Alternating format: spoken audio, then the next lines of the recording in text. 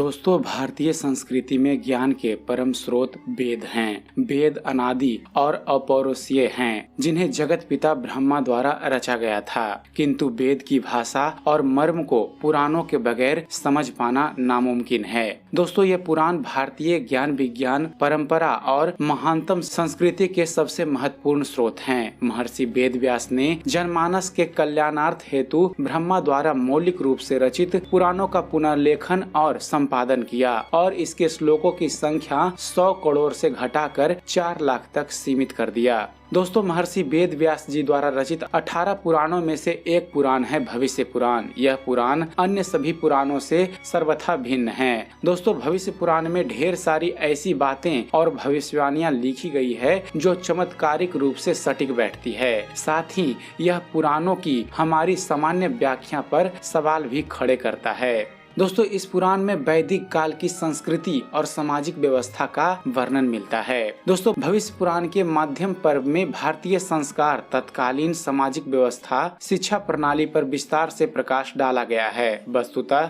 भविष्य पुराण सौर प्रधान ग्रंथ है। दोस्तों, सूर्य उपासना एवं उसके महत्व का जैसा वर्णन भविष्य पुराण में आता है वैसा और कहीं नहीं है। पंचदेवों में परिगणित सूर्य की महिमा, उनके स्वरूप, परिवार, उपासना पद्धति आदि का बहुत विचित्र वर्णन भविष्य पुराण में किया गया है। इस पावन पुराण में श्रवण करने योग्य बहुत सी अद्भुत कथाएं, वेदों एवं पुराणों की उत्पत्ति, काल गणना, युगों का विभाजन, 16 संस्कार, गायत्री जाप का महत्व, गुरु महिमा, यज्ञ कुंडों का वर्णन, मंदिर निर्माण आदि विषयों का विस्तार पूर्वक वर्णन किया गया है।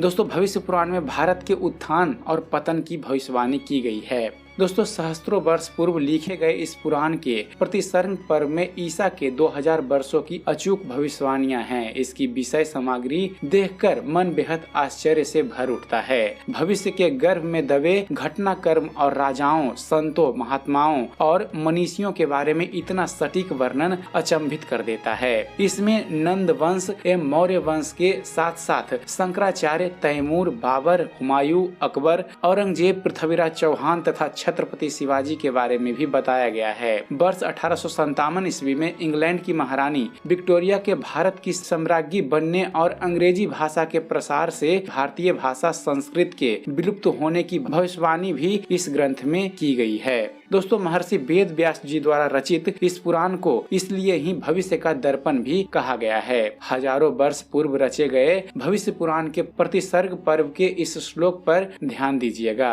अवश्य ही आप इसकी सटीकता पर मुग्ध हो जाएंगे।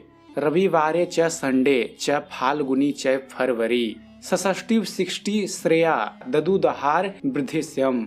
दोस्तों, उच्चारण के लिए माफी चाहूंगा, मेरी संस्कृत कुछ खास ठीक नहीं है। दोस्तों, इस श्लोक का अर्थ है भविष्य में अर्थात आंगल युग में जब देववाणी संस्कृत भाषा लोपित हो जाएगी तब रविवार को संडे, फाल्गुन महीने को फरवरी और षष्ठी को 6 कहा जाएगा। अब बात करते हैं भविष्य पुराण में लिखी गई जीसस और इस्लाम के उदय की भविष्यवाणी के बारे में। दोस्तों, भविष्य पुराण में द्वापर और कलयुग के राजाओं तथा उनकी भाषाओं के साथ साथ विक्रम बैताल तथा बैताल पचीसी की कथाओं का भी विवरण है। भारतीय जनसाधारण में खासी प्रचलित सत्यनारायण की कथा भी इसी पुराण से ली गई है। अन्य पुराणों की तरह इस पुराण में भी कथात्मक अंदाज में स्रोतों और कई विशिष्ट विद्याओं के बारे में वर्णन है। परंतु दोस्तों, इसकी सबसे खास विशिष्टता ये है कि इसमें आधुनिक युग के इस्लाम और ईसाई संप्रदायों के बारे में भी काफी प्रमुखता से लिखा गया है। ईसा मसीह का जन्म, उनकी भारत यात्रा, पैगंबर मोहम्मद के अरब में आविर्भाव का अचूक वर्णन इस पुराण में किया गया है। दोस्तों, जीसस की हिमालय यात्रा, उनकी तत्कालीन सम्राट शालिवाहन से भेंट के बारे में भी काफी महत्वपूर्ण जानकारियां पुराण में दी गई है, जिसे आधुनिक रिसर्च के बाद प्रमाणित भी किया जा चुका है। इसी तरह इस्लाम के उदय और इस्लाम धर्म के लक्षणों के बारे में भी भविष्य पुराण में काफी विस्तृत से